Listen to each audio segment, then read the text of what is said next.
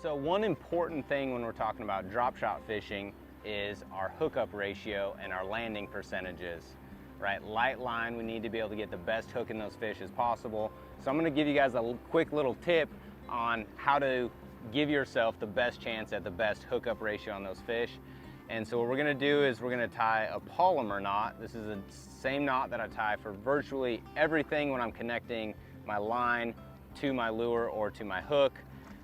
It actually does not matter which size you go through, either the front of the hook or the back. You can go through either side, but you just make a loop. Give myself a little bit more line here. And what you want to do is you take that loop and go back over the main line and your tag line, and you're just going to do a simple overhand knot. And then I like to keep one finger in here so that that knot can't cinch down on my hook yet. And I'm going to take that loop, pull the hook through that loop, and see how this finger goes, and I pull that knot toward the top. That's a huge key when you're tying a polymer.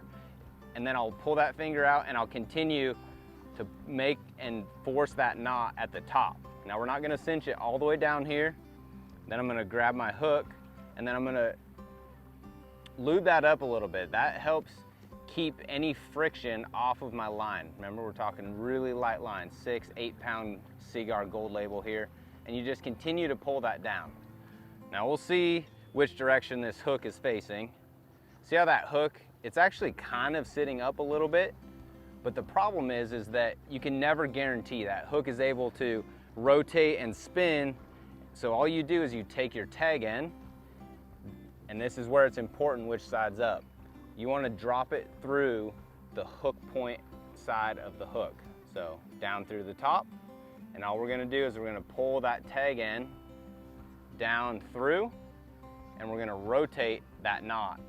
And what that's gonna do is that's gonna keep that hook straight up and down 100% of the time, which is gonna help you hook those fish in the roof of their mouth, give you a better landing percentage, and it's also gonna give your bait a more natural and lifelike presentation. It's not gonna wanna roll on its side. Then we're gonna take our drop shot weight. This is just a little VMC tungsten drop shot weight. It's got this little clevis at the top that we're able to slide our line through and just pull it tight. Now, we've got about 16-inch leader here. This is about where I'm gonna be most of the time, somewhere between 12 to 18 inches of leader length. The only time that I would go longer than this is if I'm fishing vegetation where I want to get that bait up above that grass, right? The fish are sitting up on top. I may go to 24 inches or even up to 30 inches to get it up and out of that grass so the fish can see it better. So just really pay attention to where you're seeing your fish on your electronics, or where you feel like the fish are positioned if you don't have electronics, if you're fishing from the bank. But pay attention to that. You're able to shorten this and lengthen this up just by that leader, but make sure that you don't cut it off like you're tying a normal bait. Drop it through so your hook's always standing straight up. Get better landing percentage and more natural, lifelike presentation.